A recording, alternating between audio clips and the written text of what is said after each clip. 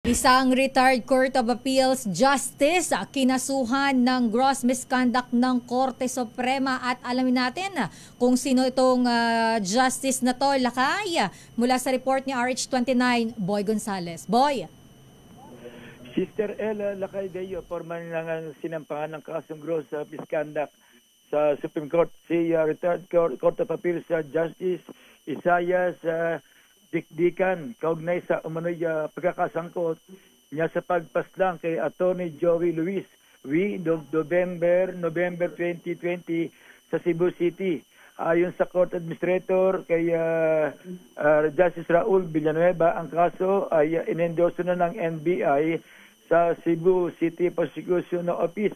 Binigyan naman ng 10 araw ang nabanggit na retiradong maestrado ng CA upang magsumite ng kanyang kasagutan.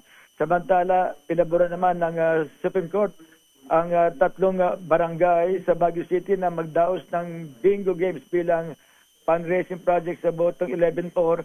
Pinagtibay ng AC, hindi na kailangan daw ng barangay na kumuha ng permit mula sa PAGCOR alinmang ahensya dahil ito ay sakop ng kanilang lokal na otonomiya. At kanina lamang, Lakay, ay nagbigay ng panayam si Chief Justice Alexander Gasmundo. At muli siya nagpaalala, Lakay, sa publiko hinggil sa ilang individual na nagpapakalat ng mga peking kautusan, notices at mga abiso mula sa Supreme Court, Municipal at Regional Tri-Court. Ayon kay CJ Gasmundo, marami silang reklamo na natanggap kung kaya't nagpaalala sila sa publiko tungkol dito para maiwasan na mabiktima sila ng saka mawalan pa ng pera. Yan, Lakay, yung panayam kay Chief Justice Alexander Gasmundo dito sa Media Summit na isinasagawa sa lungsod ng Baguio.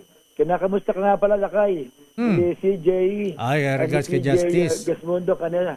Kamusta ka raw? Sabi ni CJ Gasmundo. Ayan, kaalis lang, Lakay. Tapos kasama si Justice Midas Marquez, si Justice Raul Villanueva ng Court Administrator at iba pang Justice at si Attorney Camilting ang tagapagsalita ng Supreme Court.